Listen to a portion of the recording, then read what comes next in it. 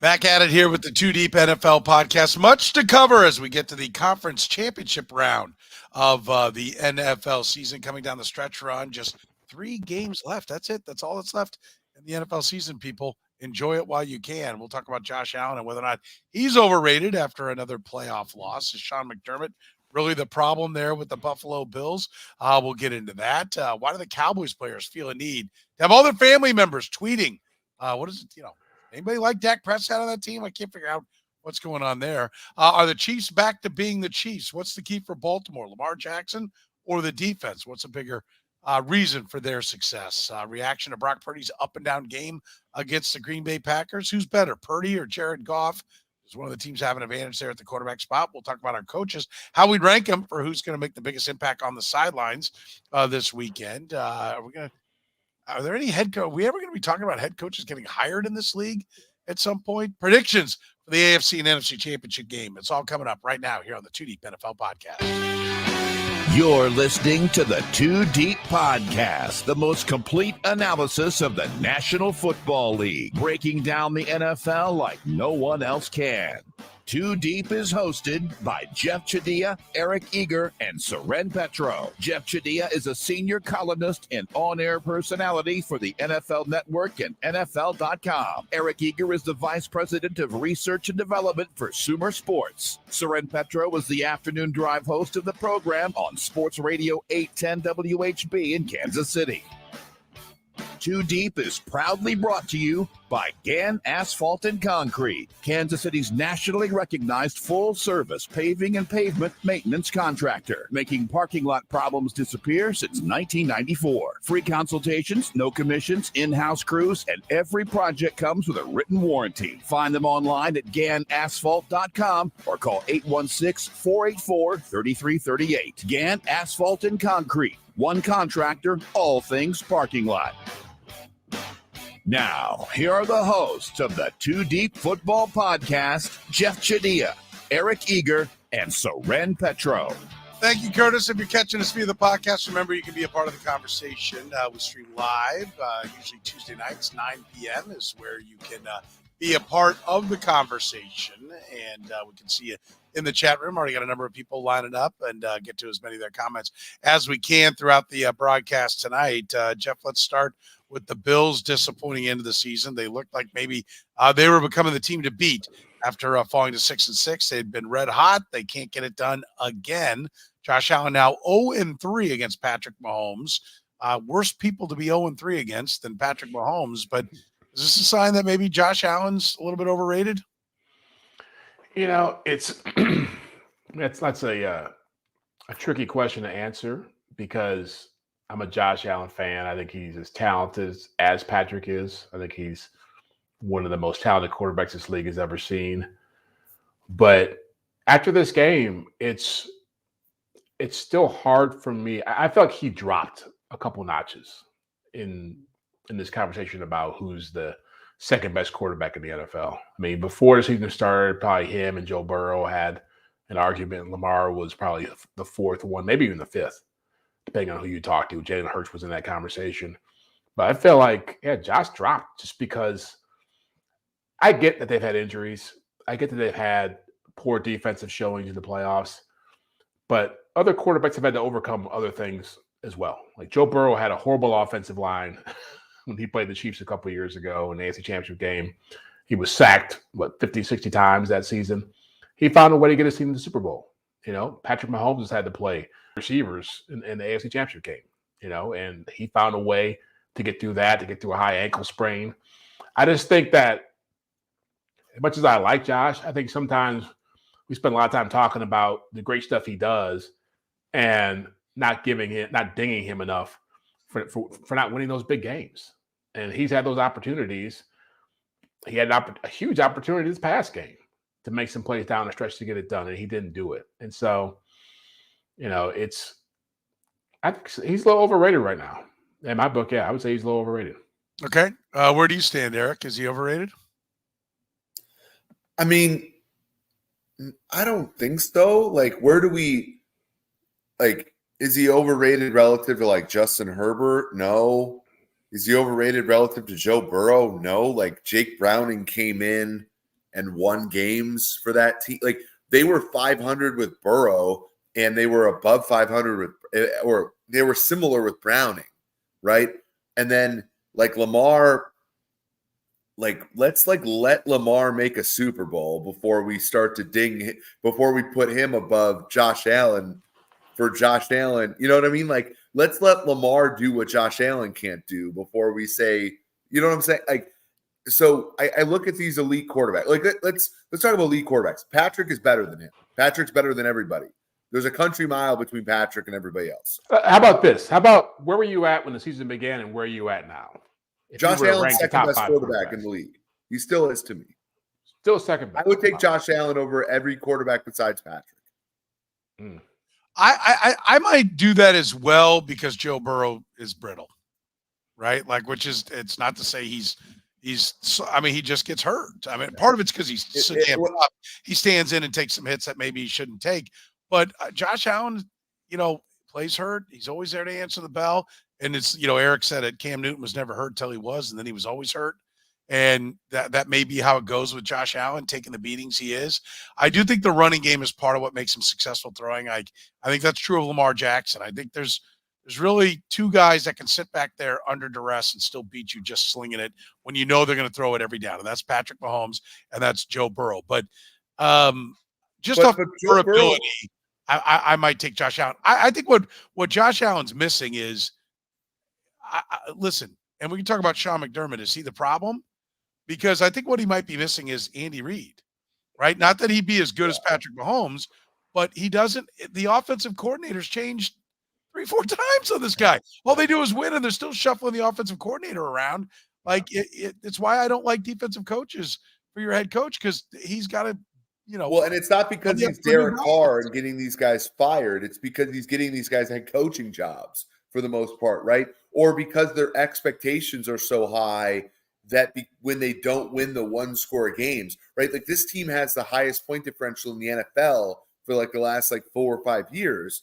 And because they lose one-score games, they got to blame it on somebody. And they can't blame the head coach that has them in the playoffs 6 out of 7 years. So they got to blame, the OC the one time. And to me, again, like you look at the elite quarterbacks, Burrow, like the delta between when he's healthy and hurt is really big. Herbert has not been able to elevate the play of those around him. Lamar's awesome, but we have similar big game doubts about Lamar Jackson as we do about Josh Allen, right? He has similar accomplishments. And so I put those two on the same plane. Now, if Lamar beats Patrick this week and goes to the Super Bowl, maybe I'll flip them. But as of right now, Josh Allen is still second to me. Here's what I'll say about Josh. I'll add to what I said earlier. And why I say he's a little bit overrated is because he hasn't, not just the playoff games, but there are 2 or 3 games over the course of a season that end up costing this team the opportunity to be the top seed, to have the things that Mahomes has had throughout the playoffs, what Lamar Jackson has been able to get throughout which are huge things to have, by the way. It's a big difference playing one less playoff game or playing 2 home games. And if you look at the last 2 years, there's been 2 or 3 games that are on him, directly on him, turning the ball over, that he hasn't been able to figure out the importance of that. Patrick understands that. Patrick talks about that back in September. Winning these games September and October matters. When you get to January, they matter a ton. And so, but I do agree, Soren, that's a coaching thing. And I do, we'll get into this with McDermott in a second here, but I do wonder if he would benefit more from having a quarterback-friendly coach who's able to tame that side of him. There's a great story about Eric Bieniemy when Mahomes was in his first year here, not playing, but learning, his redshirt year. And Eric Bieniemy watched him in practice roll to his left and throw a football all the way across the field to his right, no look, some crazy thing that he typically doesn't. Bieniemy was like, there is no way that stuff is going to fly. We're not doing that here. Now, he's done some of that, but his whole mindset was we'll lose games doing that. And so I think people underestimate how much Andy and that coaching staff taught Patrick how to tame that side of himself while also getting the big play stuff. There's still too much of that with Josh. Look, that last game against the Chiefs, going for that shot on 2nd and 9 instead of taking that crossing route. I know it's not sexy, but that was the dumb play. And that's what he'll do sometimes in moments like that I think hurts his team. Yeah, I do think, listen, I'd relate him to Brett Favre. Like, that's the guy I think he is. I mean, do I think he'll win a championship? I think he will, probably in his 30s when he's, had enough experience and coaches out, is kind of gotten some of the mistakes out of him. He's a great football player. I don't think he's helped by the coaching staff that they have around him. And I think they're in this like purgatory where, well, we keep going to the playoffs. We're winning the division. Are we really going to fire our coach? And I think, there's some of the times we talk about like Mike McCarthy being gone, I think is ridiculous. Who's going to work with Jerry Jones and fit better? But like with Sean McDermott, I mean, you've got all the ammunition you need, the 9/11 stuff, I mean, I don't get it. And so, well, and Soren, what was Brett Favre without Mike Holmgren? Yeah. Didn't win anything without him. Yeah. It was a slog until McCarthy got there. Yeah. Yeah. He needed a high quality offensive minds. There's no doubt that was a big part of it. And, so I do think it's they're one team that I think could actually be looking at like changing their coach right now when nobody expects it. I don't think it's going to happen, but they ought to at least consider it. Are we surprised that at least one of Philadelphia, Dallas, and Buffalo have not changed head coaches after disappointing? But all three of those teams bowed out earlier than expected, right? Are we surprised that at least one of those teams did not change? Well, I think Buffalo's. I don't think they're going to change, but it's still early in the process. I thought Dallas had a chance. Here's what Buffalo. To Soren's point about McDermott and Buffalo. I think Eric was the one who mentioned Tony Dungy back with the Bucks getting fired, and they brought in John Gruden to win a championship. I'll give you John Fox in Denver. People forget about that, right? They forget. John Elway said, you know what? We're going with Gary Kubiak. This was a team that was owning the AFC West, had been to a Super Bowl a couple years earlier, and they said, we're winning a championship with this group.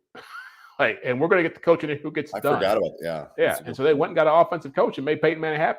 It's as much as I like Sean McDermott and as much credit he deserves for coaching that team through all the stuff they've gone through over the last few years, part of that being injuries and the DeMar Hamlin stuff, it's starting to feel like they need somebody who can get them over the hump. And if Bill Belichick's out there or Jim Harbaugh, Pete Carroll may be a bit too old for this guy, even though he's the same age as Belichick. I'm looking at a guy who's won a championship now, and not just somebody who I like or somebody who's done a good job getting me into the playoffs. Yeah, I think those are all great examples, and I just think that I think we're headed to a world where the defensive coordinator is like a pitching coach. Yeah.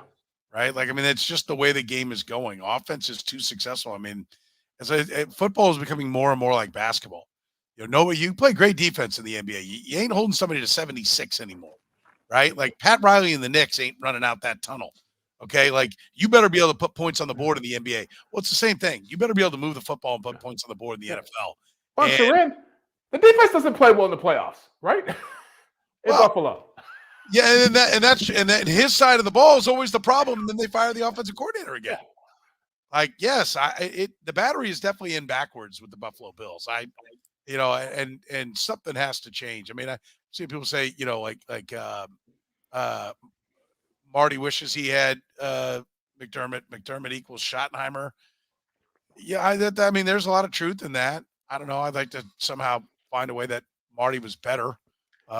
They're becoming the 70s Oilers, the 80s Browns, the 90s Chiefs and Vikings. Go up and down the list. Every decade there's a team that a ton of talent, 2000 Chargers, and they can't find a way to win. That didn't have the stones to change the coach when it would have helped, right? Because when you change the coach, you put every single person on the roster on notice, right? You don't think Simeon Rice and Warren Sapp and Derek Brooks and Rondé Barber and all those dudes like perked up when John Gruden walked in, right? Like you don't think that, like you said, I even forgot about the Kubiak one, but that dude won this. Like Gary Kubiak came in and won a Super Bowl with that Broncos team after they got beat by Andrew Luck's Colts at home in the playoffs the previous year. Yeah, I think it's pretty clear to me that they need to get an offensive guy there. And I wonder if they won't have that epiphany here, and we'll get a little bit of a surprise. I think everybody feels like, oh, well, he made it, and it's back to the drawing board. And they lost to the Chiefs, and it's Patrick Mahomes, so that makes it okay. It really doesn't, because I don't think you're maximizing that team. We're 6-6 at one point with a team that was a lot of people's picks, Eric and I's, to win the Super Bowl. That team is in trouble too. Stephon Diggs, their three highest cap hits are Josh Allen, Stephon Diggs, who the last 13 games of the year has 0 100-yard games, and Von Miller, who had 12 games this year, 5 tackles and no sacks this year at his age. That team is proper screwed. Yeah, because instead of equipping, well, there's a lot of these. We don't need to spend too much time tonight on the Buffalo Bills, but Von Miller's not gone. Von Miller's not gone, by the way. No, I know he's not gone. People in the they have to deal with this. Like, they can't just cut. This isn't San Diego. They can't just cut these guys. They got to deal with this because they've bought in. Like, this is a New Orleans Saints kind of push that they've made. Yeah, they've got real issues. I agree, and that's the thing is, like, all these windows. You have the rookie contract and maybe that first year or two of the big contract, and the Bills are now feeling the full brunt of it. And they and Jeff, we talked about this a couple of years ago. The Bills are one of these teams when the Rams had success with their whatever it takes, let's win right now. And as a 4 seed, they make it through and they get it. Hey, kudos to the Rams. But everybody then went, oh, that's our blueprint. And there are a lot of teams that are going to be looking at some sketch cap situations here and be dealing with a lot of problems. I mean, I think people are going to be surprised how much that is. By the way, you'll never be surprised with Gann Asphalt and Concrete, nationally recognized full-service paving and pavement maintenance contractor. Parking lot problems, they make them disappear. Don't be dealing with bumper cars in your parking lot, liability issues taking you away from your business. Get a brightly striped lot today from Gann Asphalt and Concrete. Literally everything and anything that goes with building your parking lot, they can handle it. Give them a call at 816-484-3338. Find them online at gannasphalt.com. The Cowboys. Is this why maybe Mike McCarthy should have been fired when you've got CeeDee Lamb's? First of all, we already had we didn't relate it to the Cowboys because it was one of their players pitching about the quarterback of the Bills earlier. And maybe somebody should have shut, and I forget Diggs, his brother. Travion Diggs. Yeah. Somebody should have been like, hey, knock it off. We don't need to do that. Now CeeDee Lamb's mom's bombing Dak Prescott. Parsons' brothers out there. Like, come on. Is this a sign that the owner empowers the players too much? Is this a sign that Mike McCarthy can't control the team? Is it a combination of those things? How is this? This is not a healthy environment to start your offseason in Dallas, Jeff. No, but it's the culture down there. And if you spend any time around there, you get to understand how it exists. I mean, Jerry Jones is very much, the face of that franchise. He's the owner, obviously, but he likes being in front of microphones. And he's all for his team selling themselves, doing whatever they can to push that brand. And so it's the danger of having too many guys who are caught up in that kind of stuff and not aware of how it can, I don't think this stuff comes out of nowhere, right? It's not just like the family members are sitting back and just, this ain't working out. I guarantee you some of these guys are going back to the house and complaining about stuff or upset about things. And the relatives are picking up on it and think, okay, I got Twitter. I'm going to go take my shot at so-and-so, take my shot at Dak, take my shot at Jerry, take my shot at whoever. And that's why they don't win championships down there. And that's why Mike McCarthy's still a coach. Because it's more about the show than it is about getting to the show and winning the championship. It's so seductive. It means so. And again, I've talked to you guys before about this. When you're at a Cowboys game, you walk out, you watch the locker room to get sound, to get interviews, and there is a mob of reporters out there waiting for Jerry Jones to talk first. First guy who talks for the coach, for the quarterback, for anybody else talks. And so I was around the Raiders when Al Davis was still alive, and it was the same kind of vibe. Players pick up on that. They realize what they can get away with, and you create a lot of chaos. You create a lot of dysfunction with that whole culture. Eric, you talk to people all over the league. What's the word? Why is it like this in Dallas? And is it a sign that it's not going to work ever? Well, I think like I think it's ownership, right? I mean, I think that ownership, and they like look, and part of it is like it's an incredibly valuable franchise. They pay really well. The front office members, Will McClay had really good opportunities to be a GM this year, and Jerry pays up, and Will McClay does a phenomenal job. When's the last time Massey Smith might be like the first round pick that they failed on in what 5-6 years? Like they're a combination of like very competent at a lot of things and kind of riffraffy at a lot of things too. And like that is, like they're not a complete dumpster fire like some franchises, and they're not like a staple of competence like the Chiefs, right? And so that gives you this kind of like situation that we're in, right? Where you're always relevant, but there's always something. It's kind of like the Bills, right? Yeah. Where you're always in the mix and we're always talking about you. So money's good, but because there's egos, because you're always getting in your own way, you can never actually get over the hump. And I think that that's really it. I mean, I think that there's always just going to be something, something that gets in the way. Now they're over the cap by $18 million this year. Dak Prescott's a $60 million cap hit. Dak is going to be made the most expensive quarterback in the history of the NFL this year. That is going to be interesting. Yeah, they don't want to sacrifice anything, and that's the big thing. Yeah, that's a really good way to put it. They don't want to sacrifice. Yeah, and so we all know this. It's like we're all humans. If you get into a situation where you can be really comfortable, or you have to give something up, most people are going for the comfort, and everybody who goes to Dallas gets really comfortable, and that's the problem. Yeah, do we need to ask the question that maybe Dak actually is a problem? I bring it up because Russell Wilson was, as an outsider, I thought, oh yeah, the model guy. They took a later round pick and turned him into a star, and look at that. What a great marriage. And then as soon as he leaves, it's like, oh God, what a pain in the ass. And he gets to Denver and he's a pain in the ass. Is there any chance, like Dak, by all accounts, he's up for NFL Man of the Year? He seems to say all the right things. Is there any chance we're missing something and Dak is a problem in the locker room, or Dak is a problem off the field? I've always heard great things about Dak Prescott. I've never heard anybody speak ill of his character, his work ethic, his desire to be great. Now, you can question whether he's a quarterback worthy of whatever it's going to be the next time around with the contract, $60 million. I think that may be an issue for some people in the locker room, but he's never had a problem with people thinking he's a good dude. Now, again, like Micah Parsons is kind of becoming a problem because he talks a lot. He talks a lot of shit. Yeah. He just want to talk to everybody. And that's something when you're that young of a player, like you got to realize like you're spending too much time on the microphone, fighting with the Niners and talking about this quarterback, that quarterback. That doesn't help. And we live in Kansas City. I always refer back to the Chiefs when they've won their championships. There's a certain focus that you can feel around teams that are on the verge of winning a championship that are committed to it.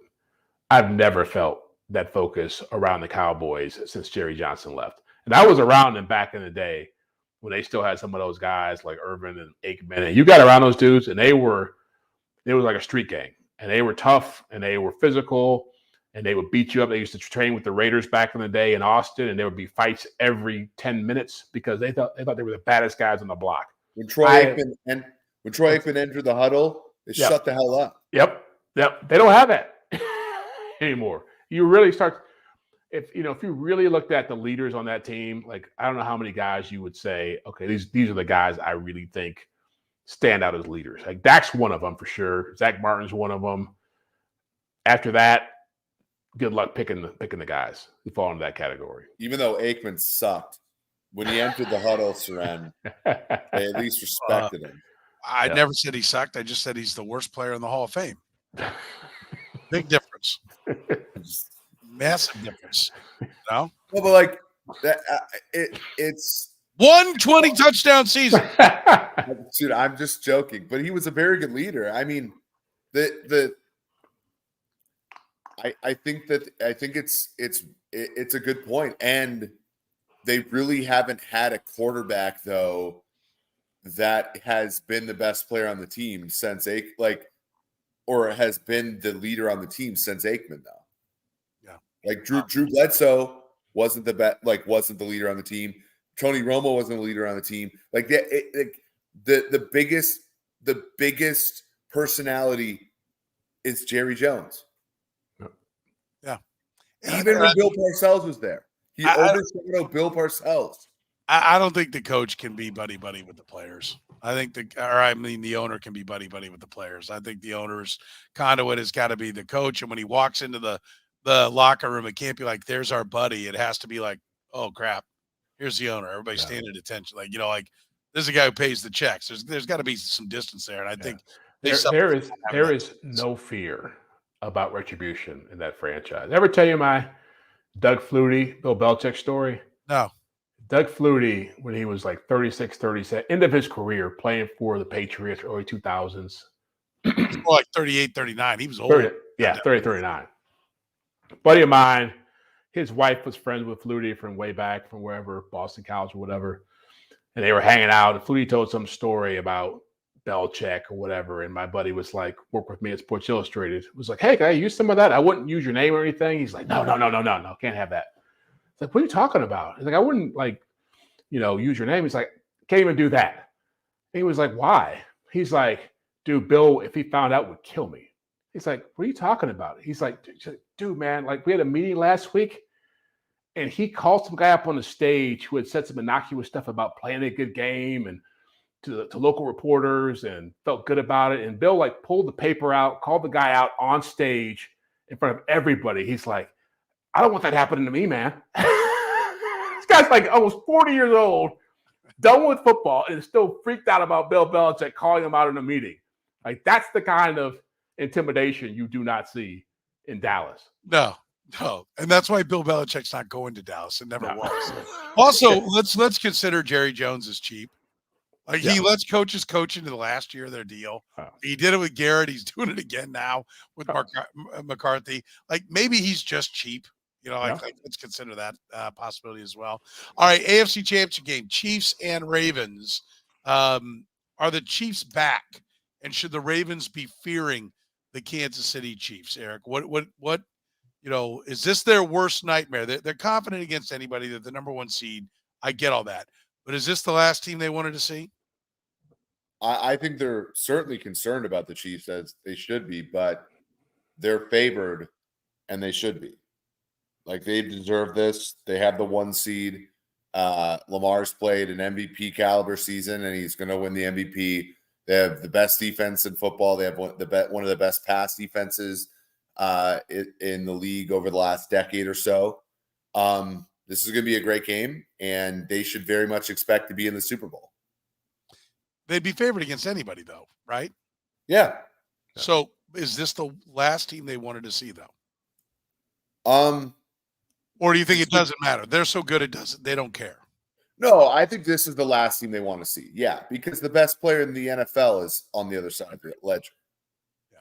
Now, they would be like, I think the Niners are the best team in the NFL from a power rating standpoint. They already put the betting lines out for the Super Bowl, all 4 possible, and they would be underdogs against the Niners in the Super Bowl. However, I would say they're probably more worried about playing Patrick Mahomes and Brock Purdy. I'll say that.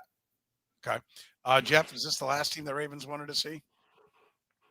I wouldn't phrase it that way. It's probably the best challenge they'll see throughout the rest of the postseason. I think they recognize that part of it. I don't think the Ravens aren't scared of anybody. I mean, that's pretty much proven. They've played 8 playoff teams this year, and I think they've beaten 6 of them by like 14 points or more. I think that's the stat that's out there, which is an astonishing stat.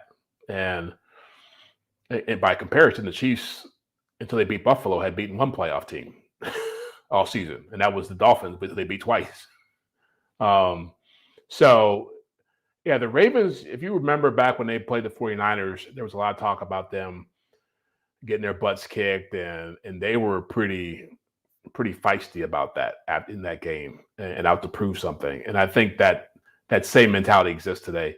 They're very much aware, and the way John Harbaugh coaches that team, they know if they want to be the man, they got to beat the man.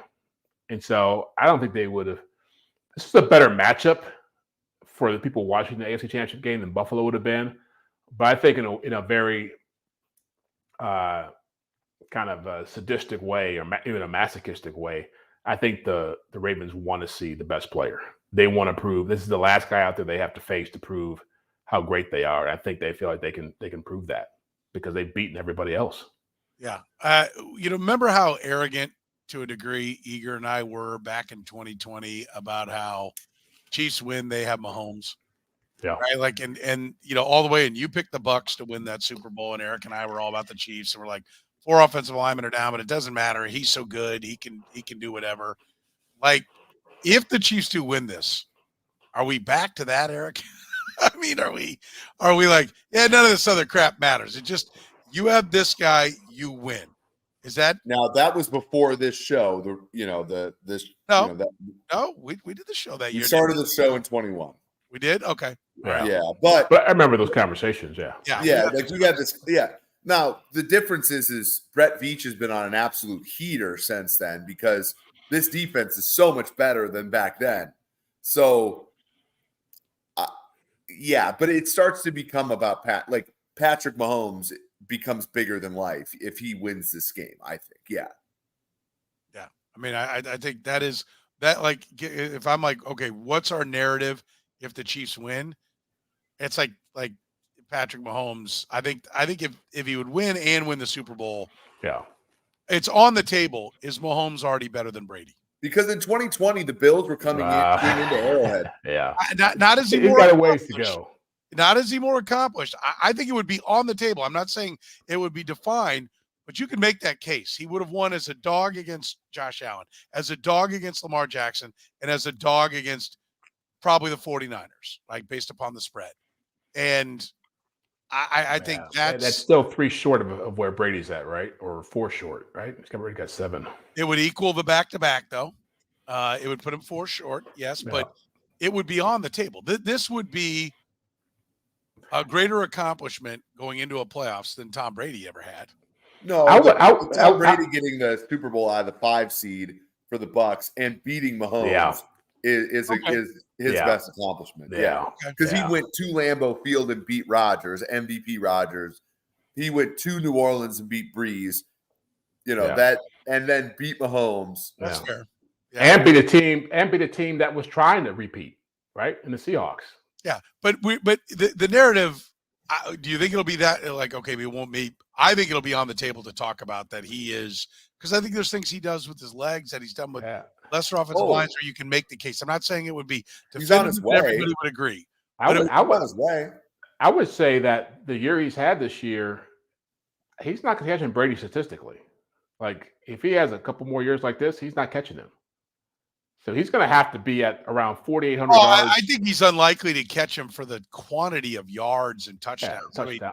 Who's going to play till they're 45? Guys are playing. I mean, Aaron Rodgers broke down at 39. So, I don't know. I mean, we'll see. But I think you can be better without winning more championships. Like, you still take Michael Jordan over Bill Russell, right?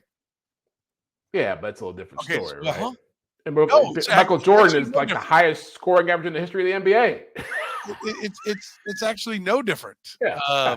Bill Russell averaged like 20 points a game. Well, if you go to averages, Patrick Mahomes' averages are significantly better than Tom Brady's. Yeah, but he doesn't have the yardage. End of the day, he doesn't have the total yardage. Well, let him get there. Michael Jordan did not score more points than everybody. But he averaged more points. But he averaged more. And Patrick Mahomes is averaging more than Tom Brady. Let him get the rings. When he gets to 6, we can talk. Okay, I guess he's not even past Joe Montana yet. Okay, I guess we're talking about him being the best ever. 5 more for Jordan, and we can talk about him being better than Bill Russell. I guess that's my point on that. Listen, what's more important for Baltimore? Is it their defense or is it Lamar Jackson, Eric? I think it's Lamar, just because Lamar's been able to win in Baltimore with almost every kind of permutation of everything, right? in 2019, their best linebackers were Josh Bynes and LJ Fort. And now it's, Roquan and Patrick Queen. Their defensive ends have been like,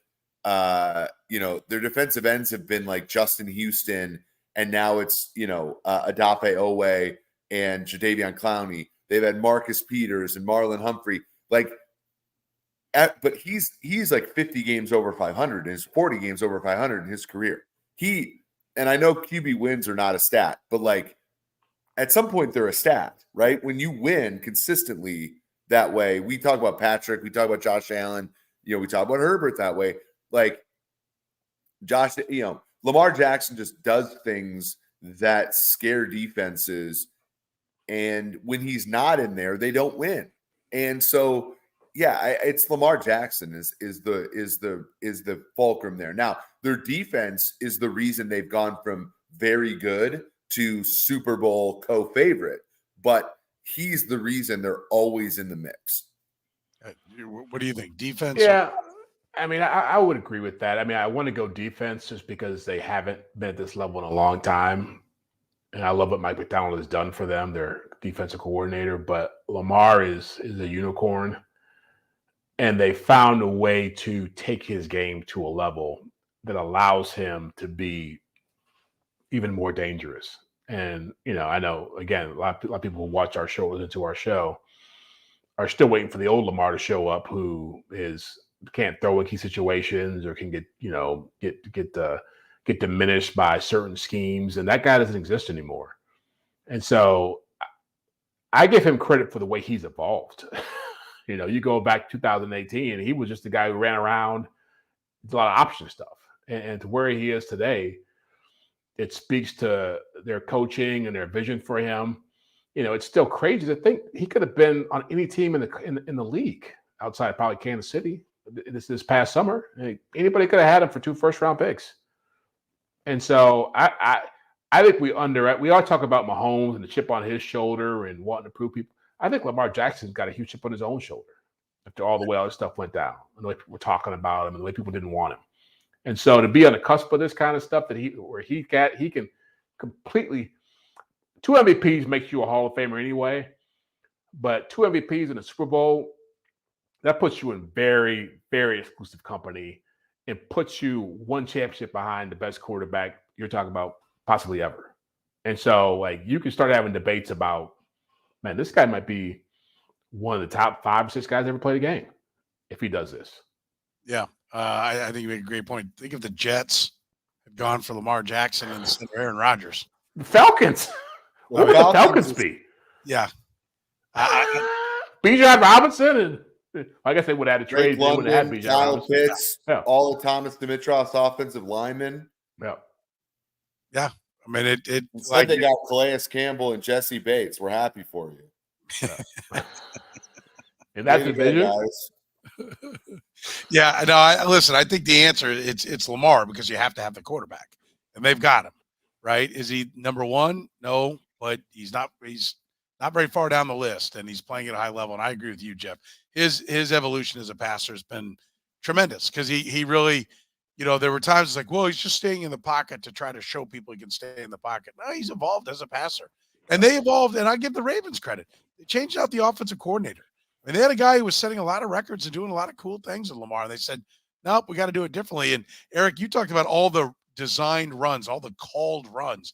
Now the runs are more just, let's try to throw it, be smart, go through your progressions. If it's not there, take off, find a hole and go. And that's harder to defend, I think, a lot of the times than a designed run. And so I think he's extraordinary. Well, and they also know that if he's going to be the long-term quarterback, right? They decided he's going to be the $52 million quarterback. In 5 years, he's still going to be their quarterback. This is how it works. In 5 years, he's not going to run a 4-3 anymore. So he's got to learn how to pass, like in the drop back situations.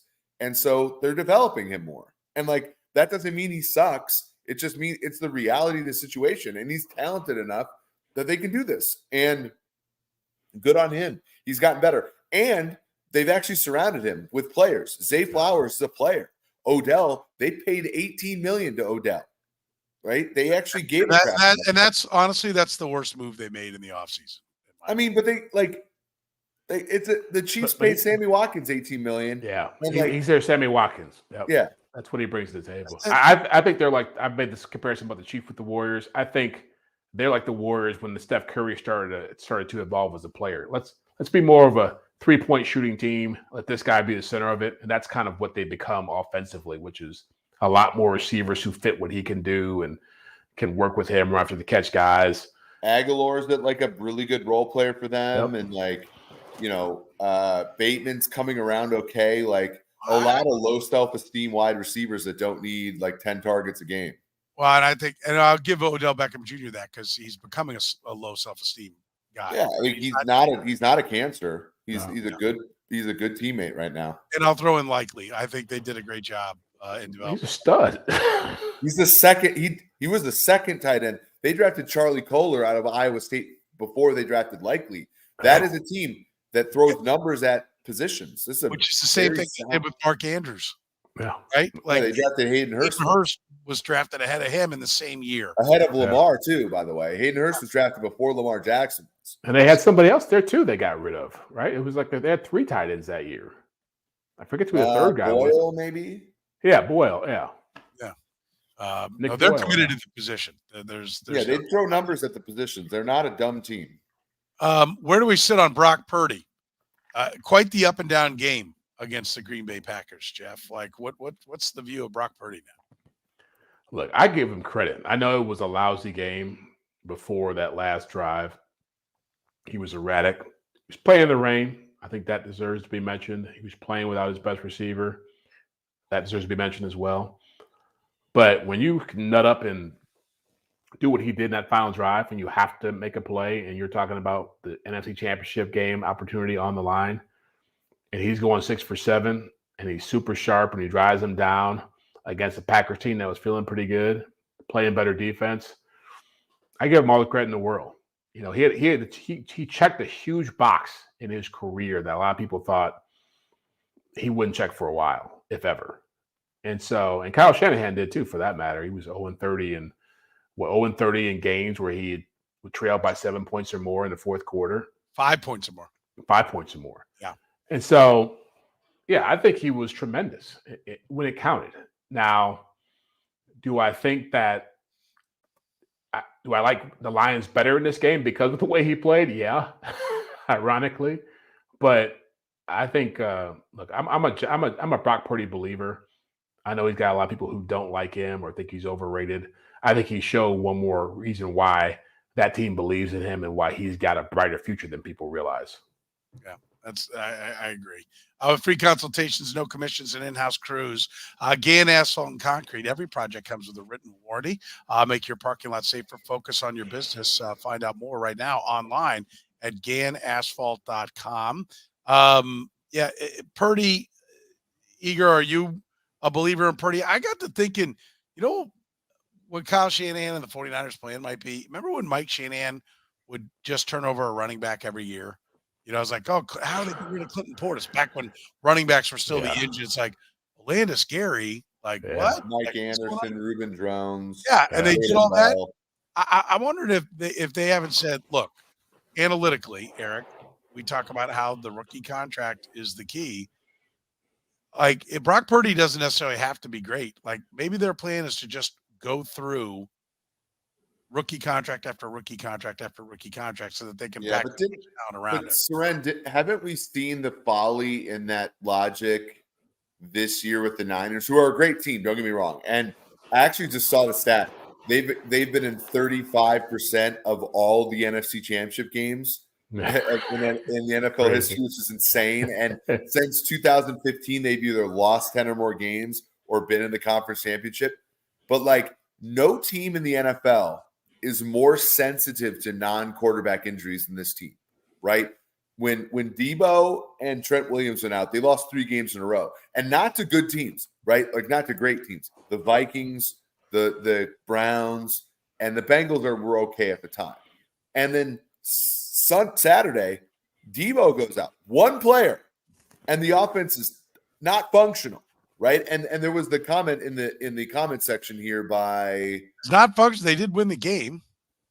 I mean, they were a priv for most of that game. They were not watchable. But somebody's like, not like their game plan wasn't 40% Debo. That's the point, right? Like, that's the point. Yeah. My issue is like running backs, tight ends, and wide receivers get hurt all the freaking time. Yeah. And so if your offense is a distributor that needs those guys to stay healthy, then you're just too fragile. And so I get what you're saying, and I like it as a theory, but I think in practice, those guys get hurt too much. I don't run the 49ers. It's not me, but doesn't it look kind of like that's what they're doing? No, I agree, but like I just don't think that they're ever gonna I think they're always gonna be they're gonna have they're gonna have trouble. Like this is why they're kind of always the bridesmaid in the NFL, right? Like, what happens if Trent Williams gets hurt this week? And then they go to the Super Bowl and they're going to be a field goal underdog to the Ravens, right? Like I'm with you. I think Trent Williams is the guy they can't afford to lose, right? Yeah. Like they stink when he goes out. And that's what I'm saying. Debo Samuel, I mean, let's be honest, he gets hurt a lot.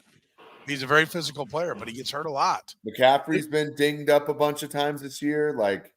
McCaffrey's not he's been healthy since he's gotten to San Fran, but let's not act like he hasn't missed full seasons. His career. So I think that this is kind of what they're trying, but I just don't know if it's sustainable. And when I watch to me, Purdy can make those plays. It was a slog Sunday. And I know that Packers defense is not good. That's the other part that I get worried about. You'd be amazed at how many conversations I've had with personnel guys over the last 3 or 4 years, people who've been doing this for a long time, who are a lot more supportive of what the Niners do with their quarterbacks. Trying to find someone who's good, a little better than the game manager, but they love the idea of having the cheap quarterback because of the roster construction part of it. The same thing with Philadelphia with Jalen Hurts. There's a lot of people who will tell you, they may not say it openly, but they will say it when they know they're not going to have their name in the paper or online attached to it, that, hey, you don't need a great quarterback to win in this league anymore. And it's a lot harder to go out and find Patrick Mahomes or Josh Allen or Joe Burrow than it is to go find Brock Purdy. It is. And if you can find Patrick Mahomes, you want to do it. And they took their shot with Trey Lance, and to their credit, they went, that's not what he is. We're moving on. We'll see what Dallas can do with him. But it's also a lot harder to keep 10 key players healthy. Yeah. Right. If what you got to do to make up for not having Mahomes is to have Trent Williams, Debo Samuel, George Kittle, Bosa, Warner, and you need them all to be healthy, you're unlikely to get to and the sneaky thing is this team is not as deep as it used to be. Right. Because they gave up the picks for Samuel because they didn't have a first. It was a second, third, and fourth. And granted, they got 7 compensatories last year, so it helped. But on the offensive line, after Williams, they suck. It's not as good as normal. And then, they're great on the defensive front. But in the secondary, after Travarius Ward, they stuck. Jimmy Ward's gone, right? Emmanuel Mosley's gone. Akella Witherspoon's gone. I know, again, their depth, this has been Kyle Shanahan's best coaching effort because he's needed it, because they're not as talented as they normally have been. And they've been healthier than they normally are. McCaffrey, Kittle. This has been Kittle's best year since 2020. Yeah. And by the way, can we also point out this is their Rams year, cap wise? They need Purdy to develop, because if they don't have anything, if they need to get a quarterback, where are they going to get one? Well, and they're not, and their cap next year. I mean, they got a lot of work to do, right, to make it work. So, it's an important year for them to get it right this time around. Who's better, Purdy or Goff? Goff. Goff is much better. Goff. Yeah. Goff is, look, I think we've all seen the numbers about what he is when he's under pressure versus not pressured. But he's showing the things that made him a number one overall pick, made him a Pro Bowl player, a quarterback who won the NFC back in 2018. You give him a good run game and a good offensive line, you'll get good results. And that's what Detroit has done. I mean, Brad Holmes, the general manager, was there with the Rams when they drafted him. And when he's able to be protected, he's a pretty good play action quarterback. I mean, what was he like? The numbers, it was like in the last game, he was only 21 for 21 when he wasn't pressured. And it was like 1 for 7 when he was pressured. It was like some crazy stat. But that's who he is. And giving him those weapons, good tight end, good run game, good offensive line, all pro receiver, and Amon-Ra St. Brown, he'll do some damage with that. Yeah, Jared Goff this year off of play action, 9.3 yards per pass attempt, 10 touchdowns, 1 interception. Yeah. It's 23 touchdowns, 11 interceptions when no play action. But like the thing about Goff, I mean, Goff between the numbers between 10 and 19 yards in the air, 142.2 passer rating. Like that's just there's like I pray that every person in life has the confidence that Jared Goff has ripping off passes off play action to the middle of the field. Like that guy, like to St. Brown or Laporta off a play action, my guy can throw a football. Like that is who he is. And they've like what I love about Detroit, and again, like I've obviously been on them. I've never nailed something as much as I've nailed the Detroit Lions. But like the fact is, the best part about the Lions is that Dan Campbell has bought into Jared Goff, right? Wholeheartedly. And you've seen coaching staffs with like Mike Zimmer and Kirk Cousins. Mike Zimmer hated Kirk Cousins, and he just never bought into him. Dan Campbell, RG3. Yeah, same thing. Dan Campbell has bought into Kirk Cousins. Dan Campbell has bought into Jared Goff. And Jared Goff, like they just play to his strengths so hard. And it's great. Like it's good. Yeah. No, it's been a great story. And yes, you were on the Lions quite early.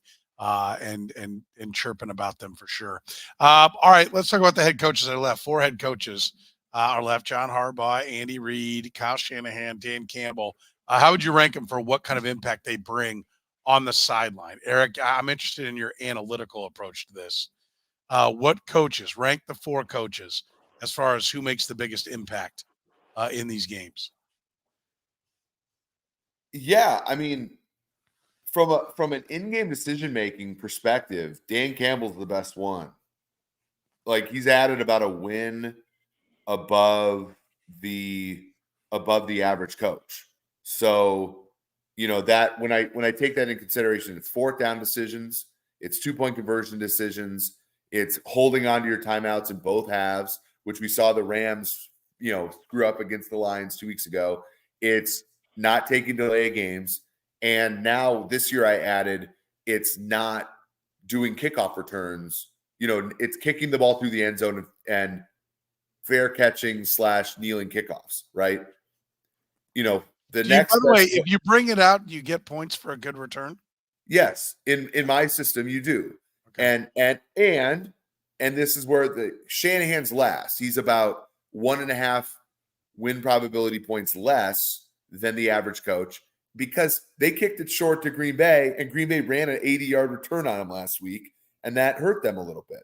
And so, again, you can take those risks or whatever, but it goes Campbell, and then it goes Reid, Harbaugh, which has fallen off a little bit, and then it goes to Shanahan. So Campbell, Reid, Harbaugh, Shanahan? Yeah. Okay. And Harbaugh's fallen off on the 4th down stuff, but he's pretty good at everything else. But Harbaugh has been more conservative on 4th downs. He was like the OG go for it on 4th down guy for years, but this year they've been more conservative. Although in the playoffs, wait a minute, is this their best team? Is this their best record? Are they the 1 seed and favored to go to the Super Bowl? So maybe there's a flaw in those numbers. I just think, I don't know. Maybe should they have lost to the Colts? Could they be better? Should they have lost to the Steelers? So Should they have lost to the so his problem is he didn't go undefeated. We're dinging him for not going undefeated. They lost some games they shouldn't have lost. That's true of every team in the NFL. Yeah. It's also it's what you always love to say. Like if you flip a coin 100 times, you're going to get tails 6 in a row somewhere in there. Like it doesn't just go head, tails, head, tails, head, tails. That's true of the NFL as well. Yeah, he's still pretty good at this stuff, but he has not had a good year on fourth Well, I, mean, down. I guess my point is I'm not saying necessarily that not going for fourth down has made him better. I'm just saying I think to a degree, maybe he was on the cutting edge of that because he's like, we're not good enough. I need to find an edge somewhere. So we're going to have to get it by stealing possessions on fourth down. And I don't have a team that has to do that. And I don't need to, I can punt it away, play defense and go. Like that's what I would offer. Maybe. Jeff, how would you rank the 4 coaches? Now, see, I wish I had gone after Eric because I'd have this mountain of data to pull from and this big computer in front I of don't me either. Mine's going to be an eye test. I'll go Andy Reid just because I think obviously he's running the offense. You look at the way he schemed up this past game against Buffalo. I think he still has tricks that he can throw out this time of year that make a big impact for a team that's not as talented as what he's had in the past. I would take Harbaugh second just because even though he doesn't call the offense or the defense, just his motivation, the way he keeps that team energized. You see you can say what you want about all the dancing in the locker room and everything else, but he has found a way to, in year whatever it is, like is it 17 or 18 he's been there now? Is it 17 years? Same as Tomlin? Yeah. It's because you look at where Mike Tomlin is right now and where he is with this bunch, and it speaks to just his longevity and his ability to connect with players. I'll take Campbell third because I love their identity. And again, he's not the play caller on offense or defense, but he's created a mindset there that this team, I love that even when they win games, they have that played in 3 decades. They're still thinking about, all right, what's up next?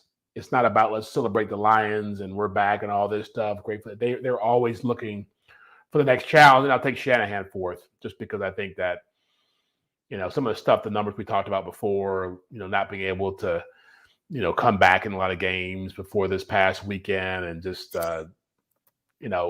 he's failed in the Super Bowl a couple times, come up short. I think he doesn't get dinged enough for some of those things he did, both with the Niners and going back to the Falcons days when they played the Patriots. So, yeah, I mean, he's still a good coach, but he's not what the other 3 guys are ahead of him. Mine's more similar to yours. I'll go Andy Reid 1, John Harbaugh 2. I think their week of game and everything that comes into it is tremendous. But I think on game day, they're steady. They have a plan. They don't waver. They don't collapse.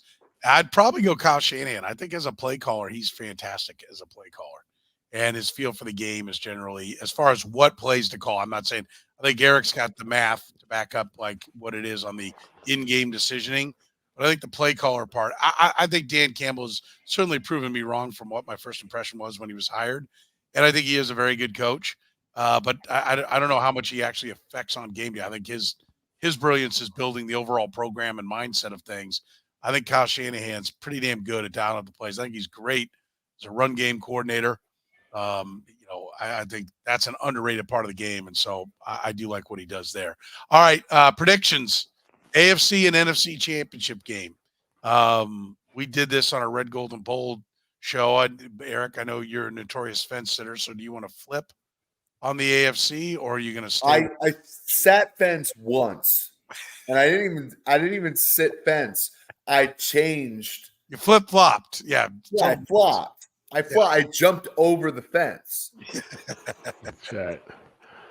But they're going to revoke his red, gold, and bold as his Tony Gonzalez jersey had to come back. He wouldn't let it hold on to it. He was picking against the Chiefs 2 weeks in a row. Yeah. So you're on the Chiefs, right? What was the score to make it 20-10. 20-10. I'm on the Ravens. Spagnuolo. They'll be carrying Steve Spagnuolo off the field like the Giants carry Bill Belichick off the field after Buddy Ryan against that'd be great. The Bills in 1990. Yeah. I'm going 24-17 Ravens in the AFC Championship game. And Jeff, what was your pick? Ravens 28-20. Ravens 28-20. So we got 1 on the Chiefs and 2 on the Ravens. And then for the NFC, Eric. The NFC, I think it's 49ers 23. No. 49ers 33, Lions 30. I think the Lions cover. I wish I could pick the Lions to win. I want the Lions to win badly. Okay.